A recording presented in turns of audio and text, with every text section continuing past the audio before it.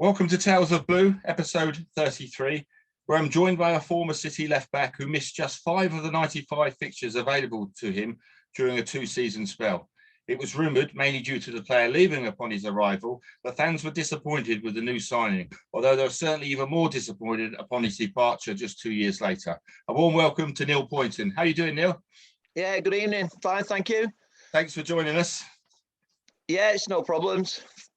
So, Neil, you were born into a footballing family with your uncle Ken Wagstaff, a striker for Hull City. What are your earliest football memories, and which team did a young Neil Pointon support growing up? Yeah, it was, basically, I think I was a little bit like a Man United supporter to a certain degree. There were one team that I liked to sort of watch. Back in them days, there was not too much television coverage. So the bigger games, the bigger teams. So the likes of Man United and Liverpool. And obviously coming from Nottingham, Notts Forest, but even Notts Forest weren't on the sort of circle that much. But yeah, sort of lean towards Man United until basically I went to Notts Forest as a schoolboy. But went once to Hull City where my uncle played. He took us round, showed me around. It's my mum's brother. So yeah, it was a good experience. I love the atmosphere. And I ended up having to play at I'm trying to think what it's called, Boothby Crescent was it? Yeah, Boothby Crescent, yeah. So I managed to play there with Scunthorpe in front of, some local derbies. Even though you go over the Humber Bridge, it was like a big derby game for those two clubs. And it was like a hell of a ground to play at. So, released by Forest, you joined Scunthorpe around 16, I believe. What do you call them early days as a professional footballer, which I'll imagine a lot different to today's 16-year-olds in the game? Yeah, I mean, it was just one of those. I got sort of like an opportunity to go to Scunthorpe. A local lad who was scouting for Scunthorpe was watching the Forest games, and he turned around and he sort of said, like, we'd like you to come up to Scunthorpe. I jumped at the chance. And to be fair, that stuck with me quite long. You're not wanted, go somewhere where people want you. So it was one of those where they said, come up and play a game. And I'm thinking 16. My dad had only just passed his driving tests about 2 years earlier, so he was able to drive me up. But I said, am I playing for the A team or what? They went, no, you're playing for the reserves. So straight in, played for the reserves, played 3 games for the reserves against Grimsby, Gould Town, and I think the other one was Leeds. Didn't win any of the games, but they saw something that they said, right, we want to offer you a scholarship, which was an old apprenticeship sort of now. And I jumped at the chance. My dad said, do you want to go play football or do you want to go down the pit?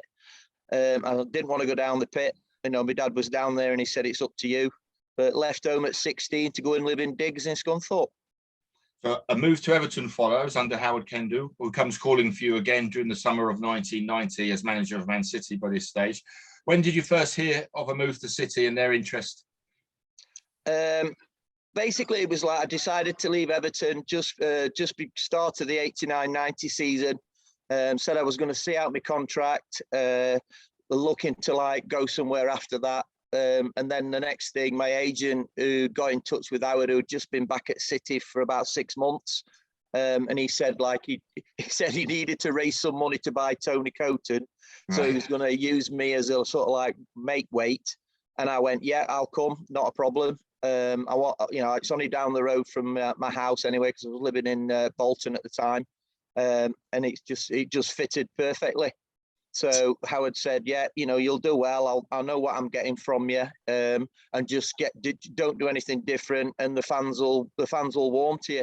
I'm getting rid of one of the crowd favourites, but that's not down to you. That's you just get on and play.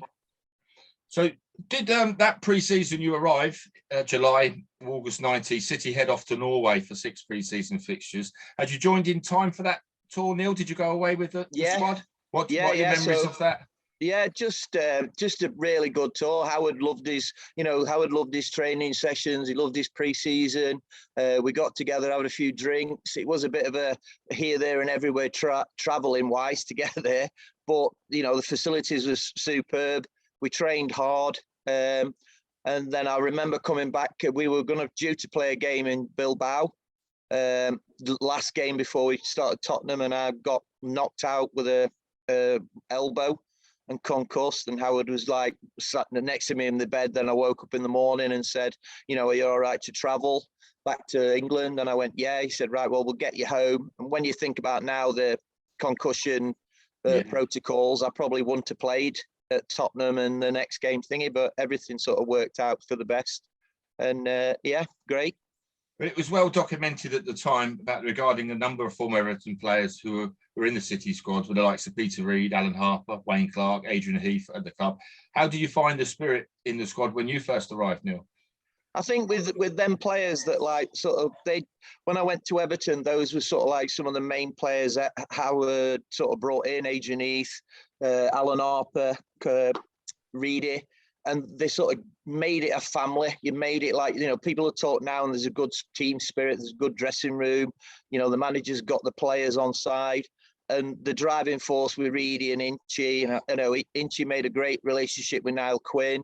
Reid was sort of like in driving force in midfield with, Lakey was, unfortunately he got injured, but Lakey was the legs of Peter Reid, so to speak. And it was all sort of blended in nicely, Stevie Redmond, Brighty, sort of looking at the back. We've got like a blend. Tony Coton coming in was a massive change. So, it was just superb. So City debut comes at Spurs on Saturday, 25th of August, 1990, at a Gazamania-inspired White Hart Lane because of the World Cup previously. City were in fact the better side in spells that afternoon, as I remember it, but go down 3-1. What are your memories of that City debut? Good, exciting, always exciting to play at Tottenham's ground. Gazza and Gary Lineker, obviously I played against Gary Lineker and played with him at Everton. So was looking forward to the game. I think we scored first or something like that. We took the lead, and then sort of Gazza, as he normally does, started to get a grip and finding spaces. I think he played a great 1-2 or something with Gary Lineker, and did he score? I think he scored a goal. Yeah, he did, yeah. And it's one of those where, we just weren't quite ready for that sort of attacking prowess that they had at the time.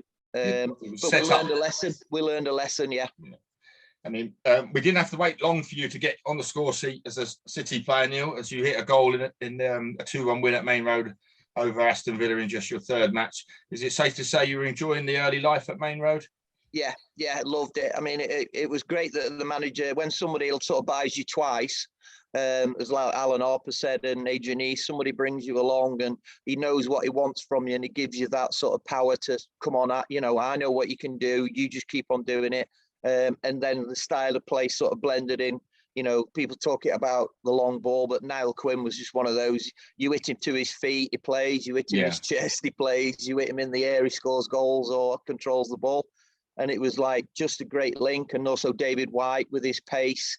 I've played against him twice, I think, for Oldham later on, and he was just amazing to play against. Yeah, on his day, Whitey could be unplayable. I mean, we mentioned Paul Lake, who was tragically injured in that Villa match and never recovered to fulfill his many obvious talents that he had. He'd just been made skipper by Howard Kendall at the start of that season. You'd not shared a pitch long with Paul, but you did have a pre-season. And how do you remember Paul as a player? Lake, he just one of them players that had everything. There's not many players that you could say that you've played against or come across that like could play up front, could play in midfield, could play at the back. And if you probably put him in goal, he'd still be outstanding. He just had everything. You look at Peter Reid as a player, but he wasn't tall and physical. But with the way he got around the pitch, Lakey had the physicalities. Everybody looks now at players that have got everything. Like, you look at City's team now, De Bruyne, he was probably like in De Bruyne's class when he was that age, but unfortunately, like, he'd never got the chance to move it forward. So following that open day defeat at Spurs, Howard Kendall's side, which, as you said, had a great blend of youth and experienced pros, we went unbeaten in 11 games. And then the manager decided to return to Everton, which we can understand, leaving everyone in shock at the decision. When and how did you hear about his departure? He came into the training and said everybody that he was, had obviously made the decision he was leaving. I think my words were, "You're making the biggest mistake of your life." I says, "It's not the same Everton that you knew 3 years ago. you know, there's a lot of like sort of ups and downs. I know you think you might change it around again, and that's what you want to do. And he said, you know, it's a marriage with Everton, and whereas City's a love affair. And I just went, well, you know, I just don't think you're going to change it round. You know, and he steadied the ship to a certain degree, but never got it back to where he wanted to. And I mean, as a fan, we certainly thought he was building something with that side. Really, the mix was fantastic, and it was. But then, if the wife calls, then that's go. But, how was your relationship with Howard? Because you had 2 spells working under him. Like you said, he signed you twice. Did he ever try and buy you a third time, Neil? No, he was. I played again. He went to Sheffield United when I was at Walsall, and we played him in a game. And I think just after that, he left. I think he'd even gone back to Everton, and Adrian East took over Sheffield United. But no, I went in the office afterwards and chatting, and he was always like complimentary. And he said, you know, I saw you as an understudy to Pat Van der Now, but you know, basically you came out with the things. I mean, I had a bad injury when I was at Everton that sort of like took a bit of pace off me. But like he always said, you know, your desire to play football, Neil, no, I can't give you that. And he said that's basically what gets you through games. Your desire to do things, your desire to work hard. And he says, and as a professional, you can't ask for any more from anybody. So Peter Reid takes over the club and becomes their first ever player manager. Did he change much at that stage? Did he try and implement his own ideas, or was it a case of him really just carrying on from what Howard had already done? He kept things going nicely. He ticked over. Obviously, he was still playing, so Sam Ellis came in to sort of like help him with the coaching and help him sort of like off the pitch. And to be fair, there was quite a few players that didn't really get on with Sam. You know, he tried to sort of do it his way, whereas, you know, Reid was like, no, you know, I want to keep it this way, we'll do this. Training changed a little bit, but it's sort of like, you know, it was one of them where people say, oh, you know, you run around with no tracky bottoms on. You know, I played in the 4th division, and I know that you don't wear tracky bottoms because basically the club ain't got any tracky bottoms. So it was like kind of changed this a little bit. So basically, Sam took a little bit more of a step back and watched, and then it was a case of right, it still clicked in the games, and then a few players came in that sort of added to us. Trying to think, Hilly came in on the right hand side. Fitz came in a little bit like looking as how Reedy was going to step aside a little bit. Yeah. But you know, Reedy still had that drive to play. But obviously the age catches up with everybody, and his legs were going. Yeah, sure. So City finished a respectable 5th in the league, but many Blues, including myself, but it could have been higher had Kendall stayed, which we touched on. You appear in all but 2 fixtures, Coventry and Southampton you missed during your first season. How do you look back on that first season as a City player from a personal point of view? I loved it. I think the fact that I would said, you know, there's nobody here that's going to take your place unless you muck it up, basically. So he gave me that sort of positive feedback, like, you are going to make mistakes, but keep defending well, keep coming through, push your own standards in the game, push players. Because obviously being at Everton, Howard had that drive that everybody pushed everybody on the pitch. He didn't need to scream and shout at players because players were doing it for you. And when you've got the likes of internationals like Peter Reid and Paul Bracewell and Kevin Ratcliffe, you know, in Neville Southall screaming at you, you know, do the right things. It sort of rubs off on you over 5 years. Yeah, sure. And then you're trying to pass it on to the likes of David White, Brighty, Lakey to a certain degree. And then obviously like Mark Brennan came in, you know, Steve McMahon came in a couple of, you know, on the back end of stuff. And it was like the drive's still there and you're passing those experiences on. So your action style endears you to the faithful. You know, you're simply loved because of your approach to every game. But was you aware at the time that a nickname you had been given when you first joined, mainly due because the then popular Andy Hinchcliffe from the youth team cup winner had left? the fans had called you disappointing at that Yeah. start. Yeah. It was not anything personal towards yourself. We'd not seen what you had to offer, but it was at that stage. So was you aware of that time? No, it was so Alan Harper was telling me, because he lived and Redo lived like the Liverpool way, and they said that, like, you know, the nickname was disappointing. But like I've had loads of nicknames over the years, and it wasn't until I went to Scotland that it actually became a nickname that the fans and the players were using. You know, everybody, I'm known as Nino. So always was Nino, and that was because Kevin Sheedy's little lad, we were all in the car, and Kev had to drop his little boy off at the nursing place, nursery school, and he couldn't say Neil, and he kept shouting Nino, Nino. So it was like that nickname stuck at Everton. And then when I went to City with the Everton connection, it was still Nino. But then when I know Oldham with Graham Sharp and that sort of connection, but it wasn't until I went up to Scotland to play for Hearts where everybody called me Disser. Yeah. So it was just, a nickname's a nickname. It just rubs off. Probably is one of the nicest names when you think about how they connected it to it. So, but yeah, no, and like I say, nothing really bothers me in football. You know, I never read a newspaper after they signed at Everton. Somebody said that I'd said, "Oh, I want the England shirt," and it wasn't. I just said, "Oh, it'd be lovely to get that point," but I'm just in cloud nine at the moment. But press. Yeah, they change things very quickly. Yeah. But the 91-92 sees City off a great start, unbeaten in the first 4 games and briefly topped the league. I want to remind you of, we beat Liverpool 2-1 during midweek at Main Road. I don't know if you recall that fixture. I was at the game myself. There was an electric atmosphere that night under the Main Road lights. David White scored a couple. I don't know if you recall that game, Neil. Yeah, I mean, I think I had a hernia operation in the summer. So I went down to London to have a quick hernia operation, which they said you'd be back playing in 2 weeks. So I didn't manage to do pre-season.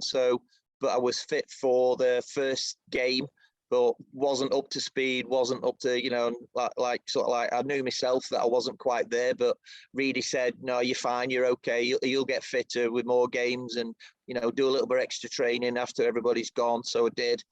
Got back to what I would call the standard that I finished the season on. Sure.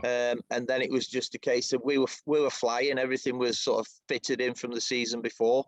We had a couple of new changes, like I'm trying to think the players that came in. I think had Inchi gone by then? I'm not quite sure. So it was just, you know, everything was still the same, working hard, doing this, and it started to click. So if I asked you to recall a humorous incident that took place in either your first or second season, maybe on an away trip, something that, if you think back, immediately makes you chuckle, a story that might be one you can share. I'm sure there's something you can't. I think it was, I've only ever scored one own goal in my career, and that was against Crystal Palace. And me and Tony Coton were really good mates, not a problem. And it was just one of those things where balls coming in, I'm in a great position. I just thought, oh, I'll just knock it back. You know, TC will just like pick it up and then we'll be playing. But I never looked. And next thing, he was stood next to me when I popped it back in the goal. And I'm like thinking, oh God, and TC's having a go at me. And I just held my hands up and said, yeah, fine, it's my fault. I know it is. Don't worry about it. Get on with it. And then next thing, I just had one of them games where I thought I've got to try and make up for this, and ended up like I've scored an own goal, but like I get man of the match, and I'm like, and we lose 2-0 because Ian Wright scored the thing, and then so you go like 20 years later where City lose at home to Crystal Palace. And the only game ever that they've beat Man City at home was that game. Oh, right, yeah. And Mark Wright was like, yeah, I remember I scored the winner. And they went, well, who scored the first goal? And he said, oh, Neil Pointon scored an own goal for City. So, I'm sure Tony had a few choice words for you during that incident. That's definitely. Probably ones you couldn't repeat. No. A fiery Manchester derby on the 7th of April 92 sees you receive a red card following an altercation on a young Ryan Giggs, who was being a nuisance during the first half, to say the least. Referee Joe Worrell had let a fair few tackles go before giving you a straight red. What are your memories of that match and incident? Yeah. So we had this thing that with the football side is always show the left and right winger inside. But unfortunately, Reid forgot to mention that Ryan Giggs was left-footed. So playing on the right wing. So he cuts inside. he hits a speculative shot that sneaks in the bottom left-hand corner. So, right, fair enough. And he just won the Young Player Award, for, you know, on the pitch and everything. So we come out second half, all fired up. So I get a ball just outside the 18-yard box. He sprints across, I play it forward, and he splits my ankle. So it's a yellow card, basically, no problems. You know, he's late, but he knew it. He like, oh, really sorry. I said, yeah, but he's late. The referee came over, said, oh, he's a bit unlucky there, Neil. I went, so I was having a little bit of an argument with the referee more than the Ryan Giggs. So anyway, I said, look, it's bleeding, it's split. He said, well, do you want to go off? I said, no, I'm not going off. I'm staying on. So I pulled my sock up. And this has never happened to me, all in so many games I've played, every leagues, where the TC puts the ball down, plays it from our 18-yard box to United's 18-yard box. Niall Quinn goes up with Steve Bruce to head the ball, and it bounces in between me and Ryan Giggs. And I'm thinking, right, here we go, going to win the ball, take it through, take him up in the air and everything. And then the next thing, just before I'm about to tackle, I see Paul Ince come in from just out the corner of my eye. And I'm thinking, oh, I'm getting done here, big style. I'm getting done. So I just literally closed my eyes and did the splits, both legs. One went to Ryan Giggs, one went to Paul Ince. Paul Ince, I think, ducked out of it, but I did catch Ryan Giggs right in the thigh, but the rear studs had gone one side and the fore studs had gone the other. So basically, it was just a flat thing. So then there was a melee, I think, with punches, you know, people come in, punches. And Brian McClare, brilliant professional he is, told Giggs to stay down, don't jump up, sort of like roll around a little bit. He'll go. And I did, you know, I went. That's the only time. Tony Buck walked up, because the dressing room was in the middle then when he went up the stairs. So Tony Buck walked me up and he just went, could you not have waited? And I went, it's never happened to me before with that split. 30 seconds later, it's on for a challenge again. You didn't get cooling off period from his tackle. Did never give a chance. Fantastic. And I did say to him, like, you know, at times, Skip, you know, you're always saying like the scissor challenge that you used to do when you were playing. I said, I just didn't get the technique right. Fantastic. So another 5th place finish under Reid, and you score a second City goal at home to West Ham, and you missed 3 games all season, and again showed fantastic commitment in the shirt. Was there any rumours as the season finished you'd be moving on, Neil? No, nothing. I've got some brilliant friends of me and Reid used to live in Bolton, literally about 2 miles away from each other. We've got a mate who owned a sort of like a social club type thing back in Wigan, and we used to go there a couple of nights after games or whatever, chatting away, nothing. I didn't play in, like, I think one of my last games was the Everton game away. The 20th of April fixture, and then I'll get I'm suspended for the last 2 games and the first game of the next season. Everybody was talking about the Premier League coming in, everybody getting in, you know, we have to rewrite the contracts because it's not the FA, it's the Premier League. Are we going on strike? Are we not going on strike? Everything was in the air and nothing was said about anything else. It was just like, go on holiday, we'll see you all for pre-season. Round about, I think it was like end of June, first couple of weeks in July. Chatting to him in the pub, no problems. Then I went sort of like on 2 holidays. I took my mum and dad away, came back, went away with TC for a week, came back, and then just said, right, what's happening with my contract? And now you're not getting another one. You're not getting a new one. And I knew Reid was my mentor when I was at Everton as a player. So he was telling me, you need to ask this, Neil, in your contract because you won't know about it. Because basically I did my own contract at Everton. And he said, like, you need to get this. Make sure there's an allowance for a car. So make sure you ask them for an allowance to buy a car. Make sure you get your removals all paid for by the club. Because agents don't tell each other. It's like the players need to help the players. So anyway, I knew that something was wrong and something wasn't quite happening. So anyway, I tried to go into the main road to see him. And now the secretary was saying, no, he's busy, Neil, he's busy. Right. So then we went to we were doing our pre-season at the university, you know, just before the Northern. Went there first morning, went in, knocked on his door, and he said, "Yeah, And I went, and he went, oh, it's you. And I went, what's happening? And he went, what's happening is you're not getting a new deal. And I went, so everybody else has. Well, I can't stay on the FA contract. I need to go on a Premier League contract. Well, we're not even thinking about doing that. So if you want to go, you can go. And I just was so shocked. And I just went, oh, that's good then, Reedy, innit? And he went, don't you call me Reedy, I'm your manager. I says, well, act like me, man. We had a big massive argument. Sure. And I said, well, if that's the case, you can pay me up and I'll go. And it was like, you're not getting any money. And I don't know what happened. There wasn't a fallout. It was just a case of, that's it. And he possibly, Neil, already had this move lined up. And so to speak, it was like, well, I was not going to be, and I just thought to myself, I'm not going to be another make weight. I'm not going to be part of a deal that I'm sold to make money so somebody else can come in. Yeah. And I didn't even know who it was or anything. That it was Terry Phelan, good player, not got a problem with that. My problem was with Reedy, and it still is. I still don't. I spoke to him in the last. I think it was when I saw him when Howard passed away at the funeral. So I don't call him manager, I call him Reedy because he was a great player for me, great, unbelievable player and a massive help. But as a manager, no. Certainly changed then. Yeah. So how does Neil Pointon look back on his time at Main Road, and how was the relationship with the City fans during your spell?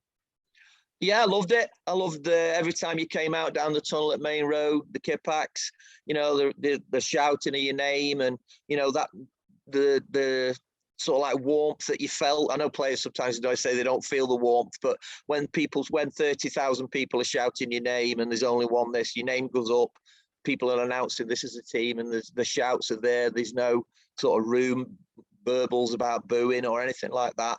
Then that's an amazing feeling for a player. And I think Xhaka at Arsenal's feeling that all of a sudden now. Yeah. When you get the one side, and now all of a sudden he's worked through it, and he had a complete turnaround. Yeah, he moved off the pitch, I think, at one stage. Yeah, no, he never thought that he was going to be the star that he is now for Arsenal.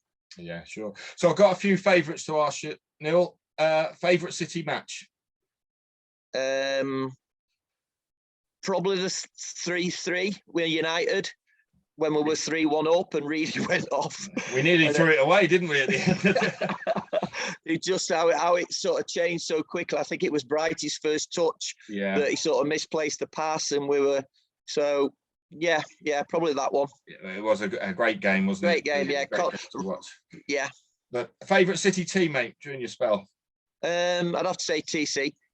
A non-match day memory, maybe staying away in a hotel or something. Non-match day memory. Non-match day memory. I think it was we went to the pre-season for the 92 first Premier League, and we were up in the Dolomite Mountains training, and we went on a trip. There was City, and I wasn't involved in any games. Me and Reedy weren't talking, and we got stuck up we were invited to go up a chairlift to this little village. And we got up there, and we decided we're having a few drinks and a chat, and there's all the Brighty, Whitey, and trying to think if Lakey was there. Well, nearly all the players were there, and the song was out, "Please Don't Go." So they were all singing AWS, probably. Yeah. So yeah, that was a special thing. Just the lads getting together and all, brilliant camaraderie. So favourite City goal? It can either be Villa or West Ham. Yeah, there's only a few. Yeah, I'd have to say the Villa one. Yeah. But true or false, Colin Hendry was the best dressed defender at Main Road? False. There's a lot of thought went into that one. Yeah, I'm thinking Mark Ward was one of those, having come from West Ham. Londoner. He knew all the shops to go and buy all the stuff. I don't think Colin ever played for anybody down in London. Niall Quinn was more than a capable goalkeeper. True. Ryan Giggs is still not on Neil Pointon's Christmas card list. True. Roy Bailey was the best head tennis player at the club. True. Roy says that. Roy says the same. Yeah. So what's Neil Pointon of 2022 up to? I work I'm a Up until last year, I was a PE coach at a primary school. But my knees are getting too sore now, so I've probably due a replacement knee. So I've gone on to be a one-to-one mentor at the same school that I was doing the PE. So I try and help kids that are sort of struggling a little bit with everything that's gone on in the last 3 years, and just sort of helping them through that a little bit. Have you been back to City much, Neil? No, not for a while. Not for a while. I'm trying to think. Very different club now, of course. Yeah, massive. I mean, I've been lucky enough with we're coaching at Bolton that I've been to the Etihad complex for the academy, and that's an amazing. When you think that we were getting changed at Main Road and running around the streets to the little and being abused through the fence. Yeah, yeah, dodging all the Rottweilers and the cars and everything. Neil, thank you for taking the time to talk to us. It's been a real pleasure to talk to you and share your tales of Boo, and I wish you all the very, very best for the future. Cheers, Mark. Thank you very much.